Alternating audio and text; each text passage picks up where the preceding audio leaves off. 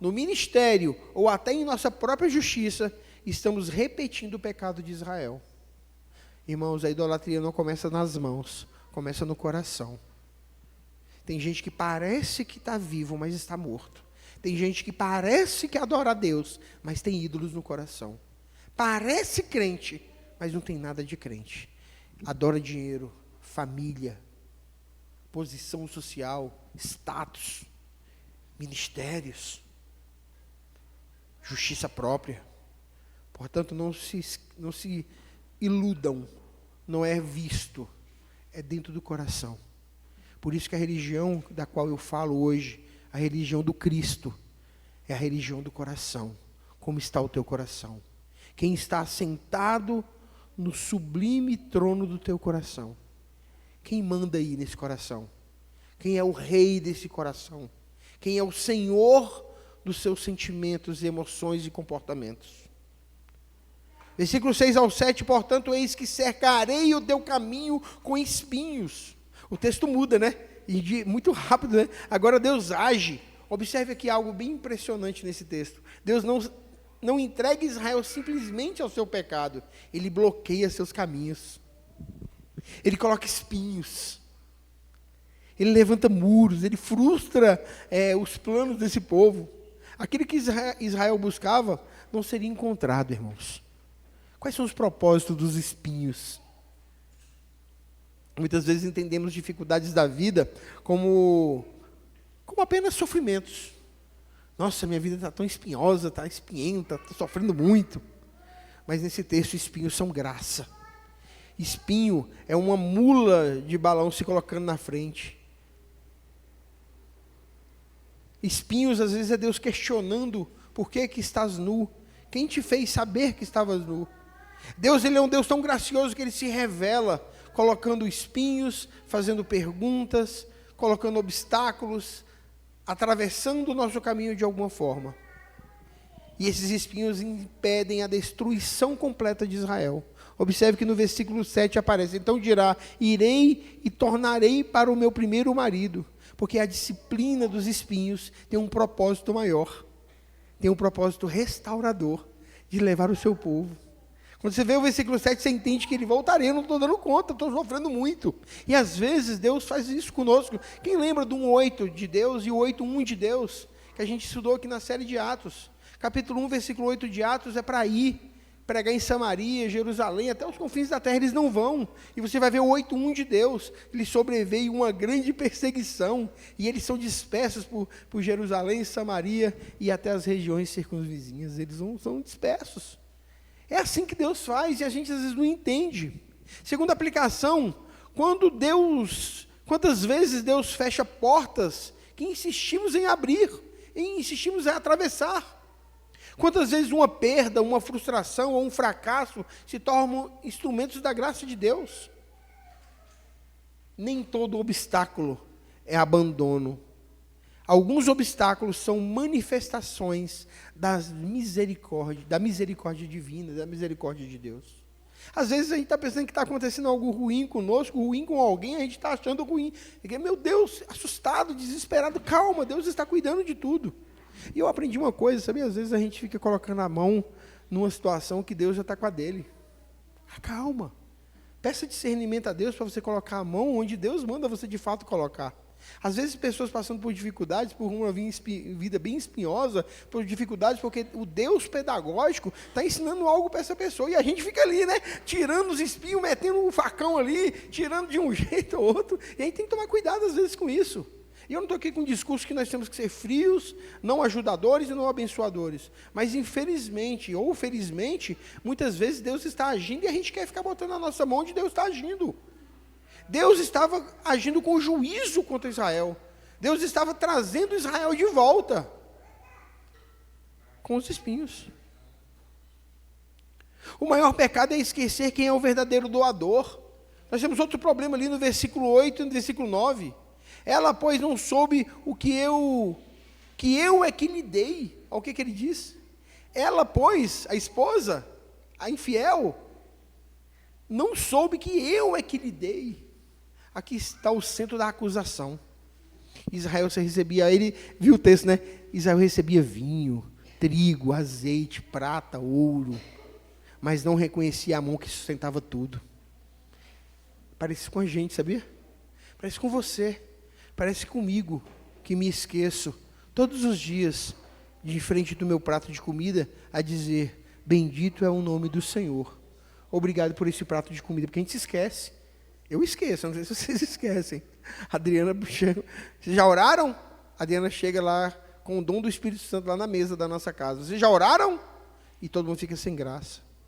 Meu Deus, nós não temos condições de agradecer as mãos que doaram aquele alimento para nós, e nós somos tão negligentes com isso, e é uma medida pequena de pecado, mas é um pecado, é o pecado da ingratidão, de não agradecer a Deus pelo prato que Ele coloca na sua mesa, de não ensinarmos nossos filhos a fazer isso, de não, quando estamos com visitas, mostrar que nós somos gratos pela visita e pelo pão que está sendo servido naquele lugar.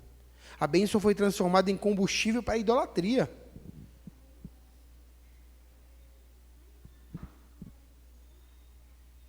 Se alguém for comer na tua casa e sentar na sua mesa, seja lá quem for, rico, pobre, seja lá quem for, eles precisam saber quem foi que botou aquele pão naquela mesa. Se você não orar, você está dizendo: foi eu que coloquei, com a força do meu trabalho. Se você curvar a sua cabeça e falar: Senhor, muito obrigado por ter nos dado condição de comer aqui hoje, de nos alimentar. Você está falando para todo mundo, todo o planeta, de que você é cuidado por Deus, de que Ele colocou o pão na sua mesa, e que aquele visitante, aquele amigo, está comendo na sua mesa ali, e aquilo ali é fruto da glória e manifestação relacional de Deus. Não Deus eu, que sou o cara, que sou a mulher, que trabalho, que sou top, não. O povo pegou os presentes de Deus e os ofereceu aos balins. Terceira aplicação, meu filho: uma das formas mais perigosas de apostasia ou de idolatria é desfrutar. Idolatria, né? Isso. Uma das formas mais perigosas de idolatria é desfrutar das bênçãos de Deus sem amar ao Deus das bênçãos. Podemos usufruir da família, da saúde, da igreja, dos recursos, e ainda viver como se Deus não existisse. O coração caído ama os dons e esquece o doador. Portanto, não ajam como Israel estava agindo. Seja grato. Seja grato pelo carro que você está andando, pelo Uber que você está pegando, pelo ônibus que você está tendo condições de pegar, pelo filho que você tem, porque tudo foi Deus que te deu. É tudo Deus que está proporcionando, pelo teu casamento, pela tua esposa. Seja grato, ajoelhe-se e diga: Senhor, muito obrigado. Graças te dou pelos benefícios de tuas mãos. Israel não estava fazendo isso. Israel estava dando toda essa glória para outros deuses. O coração caído, repito, ama mais os dons e esquece o doador, que é o Deus. Do versículo 10 ao 13, agora o juízo se intensifica aqui nessa narrativa. Deus removerá as festas agora, porque o povo não está dando glória para Ele. E você às vezes está vivendo desse jeito, não está dando glória para Deus. Ele vai colocar espinhos no teu caminho, vai te moer, vai mostrar para você. Ele vai remover as coisas que você gosta. Ele vai mostrar para você que os seus ídolos precisam ser abandonados. As suas festas, as suas celebrações, a sua prosperidade, suas plantações, a segurança. Tudo aquilo que Israel confiava seria abalado agora. Por quê, gente? Por quê? Porque os ídolos prometem muito e entregam nada. Os ídolos entregam tudo, inclusive nada. Talvez você está pensando que esses deuses, você mesmo, a sua força, seja qual o ídolo que você tem servido, vai te dar algo, não vai dar nada. O diabo dá com uma mão e toma com as duas. Observe o final do versículo 13.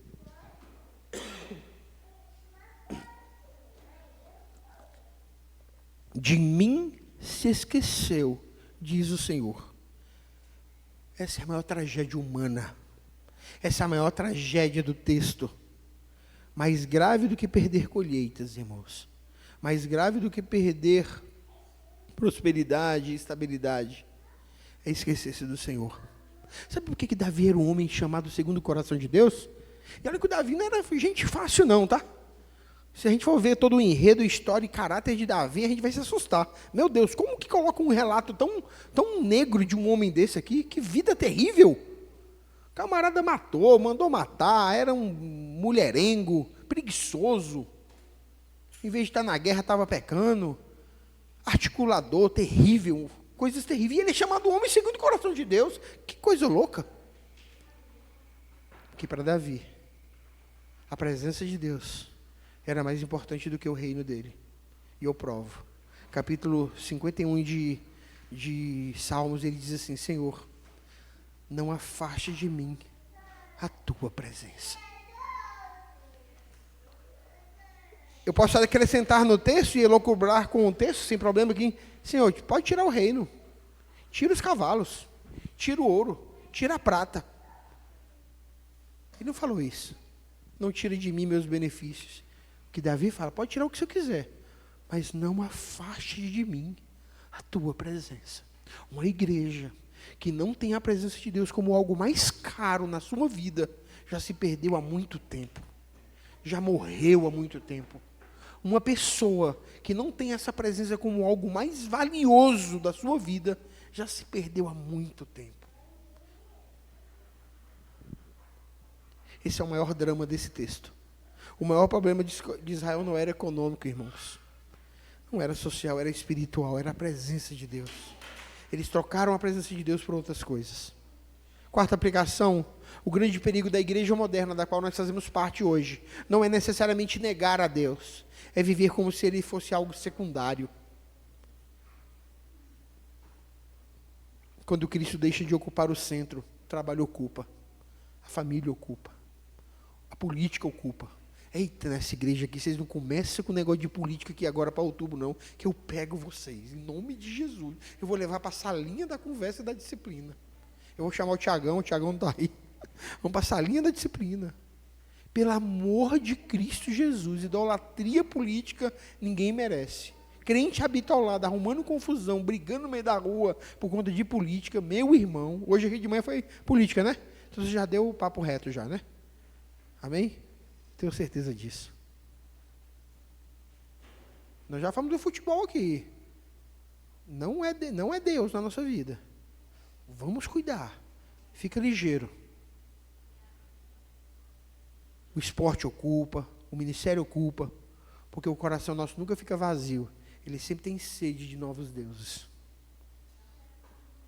Ele sempre será governado por alguém. Se o seu coração não é governado pelo Cristo, ela vai ser governada por alguém ou por alguma coisa. Ao lermos Oséias 2 hoje, irmãos, percebemos que somos a esposa infiel. E isso quebra meu coração. Isso machuca o meu coração. Isso precisa machucar o nosso coração nessa noite. De sermos a esposa infiel.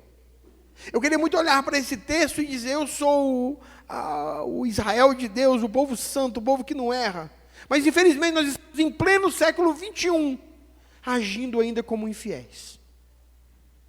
Nós também corremos atrás de amantes. Nós também buscamos satisfações em ídolos.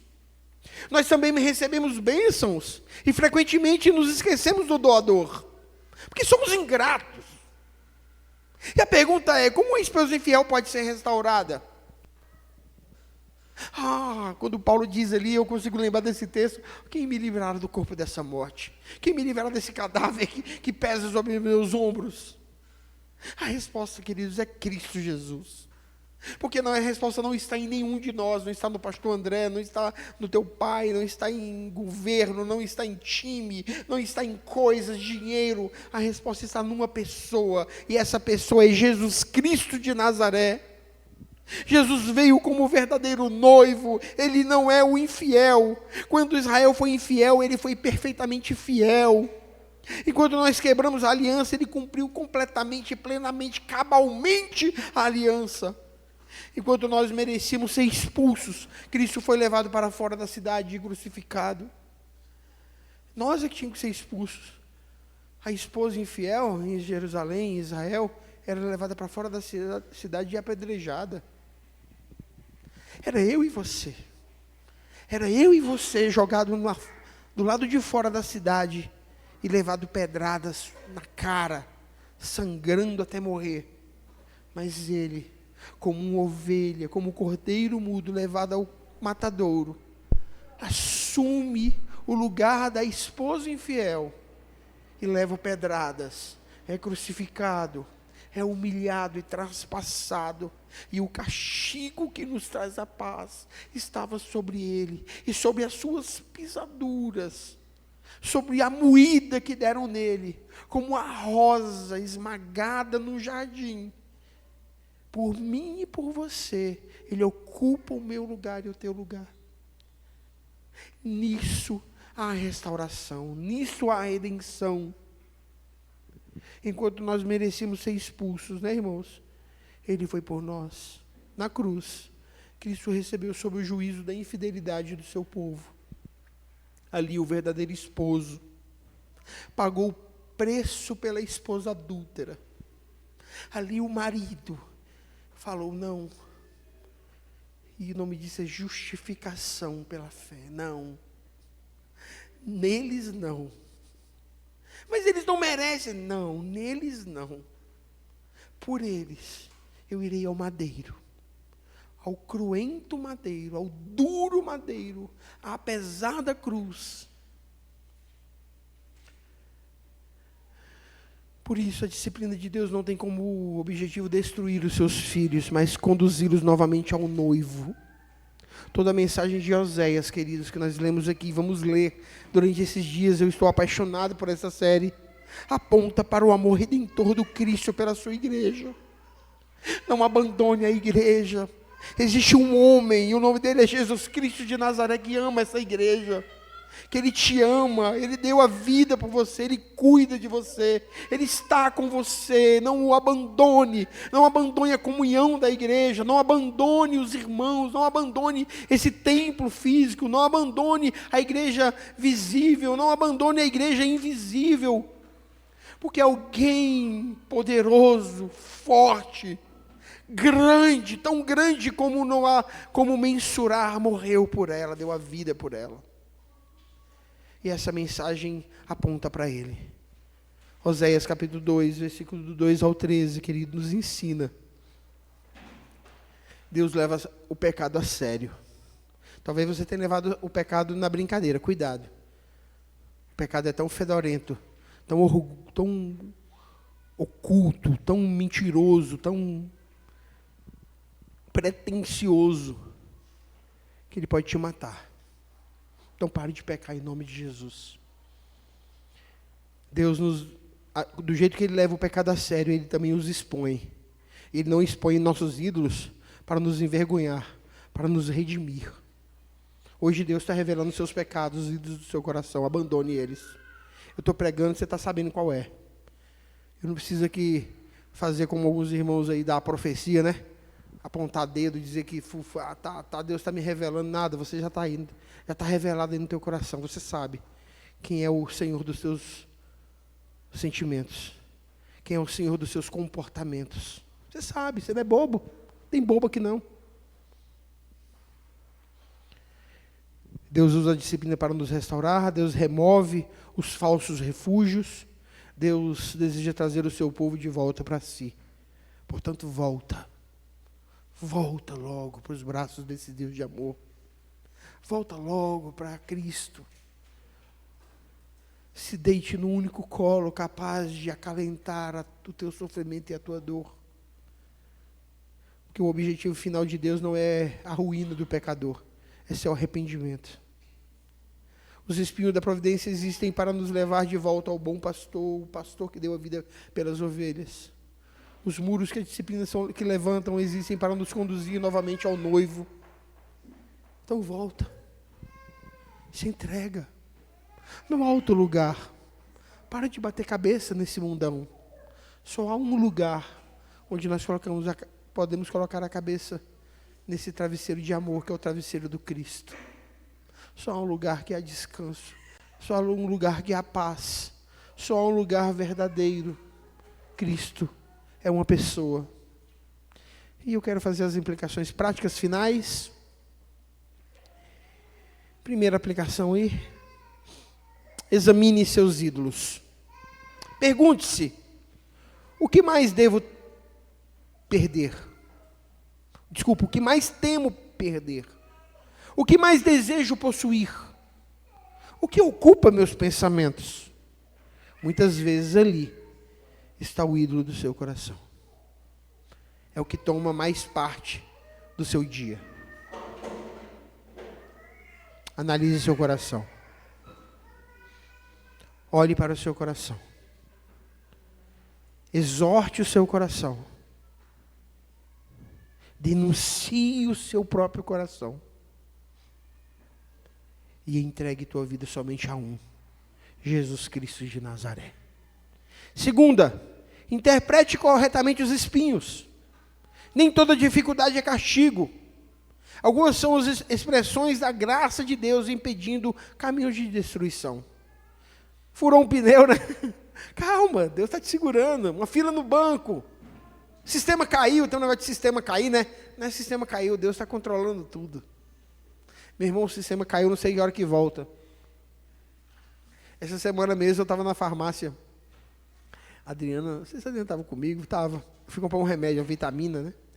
Aí na hora que eu estava na fila, eu falei, rapaz, eu vou tomar logo, né? Aí eu abri, né? Eu estava na segunda pessoa para ser atendido, eu abri a vitamina e coloquei a sublingual para derreter, aí estou ali, né? Aí a moça falou, gente, aqui vai demorar muito, viu?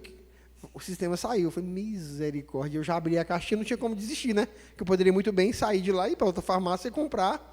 Falei, pronto. Aí a moça nervosa, agoniada, falei, moça, fica tranquila, Deus está segurando a gente aqui, é lá. Tomara que todo mundo pense como o Senhor, porque todo mundo nervoso na fila, né? Mas é isso, Deus segura a gente nas filas da vida, Deus nos dá situações. Tem uma música do Grupo Logos que eu gosto muito, né? Situações nessa vida me fazem sentir, né? A gente já cantou aqui, né, Alex? Que estou pronto a ponto de até desistir. Ele vai falando dessa dinâmica do sofrimento, dos espinhos que nos levam a entender Deus, a perceber Deus, a entender que Deus está me guiando por um caminho diferente. Por aqui tem espinho, então vamos mudar aqui, porque aqui é um caminho melhor. Isso é Deus. É o Deus da história. É o Deus que cuida, é o Deus que zela. Então nada acontece fora do controle absoluto e pleno de Deus.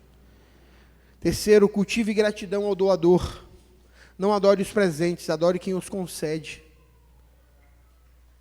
Para de dar a honra a quem não de direito. Dê a honra a quem de direito. Agradeça pelo pão, agradeça pelas bênçãos, agradeça pelas não bênçãos, agradeça pelo sim e pelo não. Louve a Deus, glorifique a Deus, exalte a Deus. E quarto, corra para Cristo diariamente, diariamente. O mesmo coração que produz ídolos precisa ser constantemente atraído pelo Evangelho. Leia a Bíblia todo dia. Você que está aqui, que parou de ler a Bíblia, volte a ler a Bíblia. Volte a ler todo dia. Você que está aqui, que orava, parou de orar, ore de novo. Deus, Ele é relacional. E quando o pastor André fica perturbando vocês, leia a Bíblia, é porque você não vai ler a Bíblia, você está lendo a Bíblia com o autor do lado.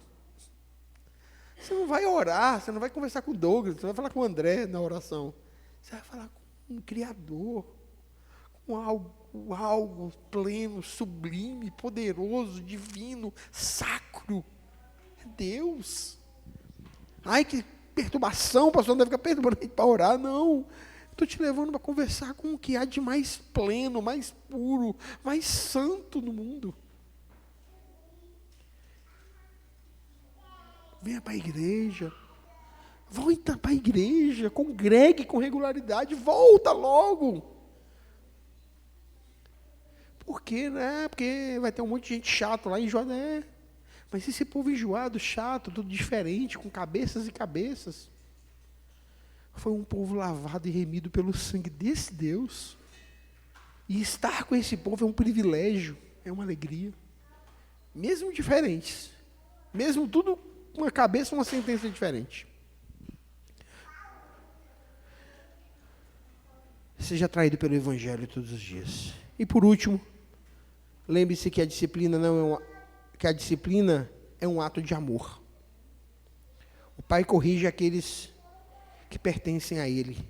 A ausência de disciplina não é sinal de amor. Ai, meu pastor é muito bonzinho, nunca chama minha atenção. Ai, meu Deus, minha igreja é de boa, ninguém perturba ninguém, lá a gente faz o que a gente quer, sei o quê. Isso não é sinal de amor não, amor, mas de abandono. Onde há disciplina, há cuidado, há zelo. Eu sinto dores de parto por vocês, um homem pecador como eu. Imagine Deus quando você não vem para a igreja, quando a gente fica sabendo que está aí debandado. A gente sente dor, sente falta. Imagine Deus. Não seja esposa infiel, irmão.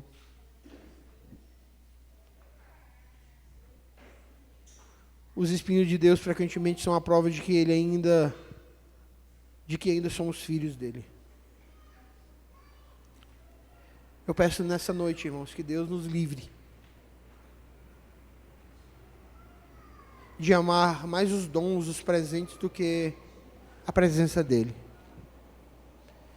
E que os espinhos da providência de Deus nos conduzam novamente aos pés do nosso Redentor, Jesus Cristo de Nazaré. Curve tua cabeça em nome de Jesus. Se essa palavra falou com você, se de alguma forma o Espírito Santo tocou no teu coração, volta. Se porventura essa palavra tocou no seu coração em alguma medida, volta logo para a cruz. Entregue a tua vida ao Senhor, confia nele. Sirva-o de todo o coração. Entregue tua vida ao Senhor, entregue tua vida, tua família, tudo ao Senhor. Pai, em nome de Jesus, nós nos dobramos aqui diante do Senhor em oração, porque nos cansamos de ser a esposa infiel, Pai. O Senhor, Pai, deu uma sentença que nós não éramos o teu povo e teu filho nos reconciliou com o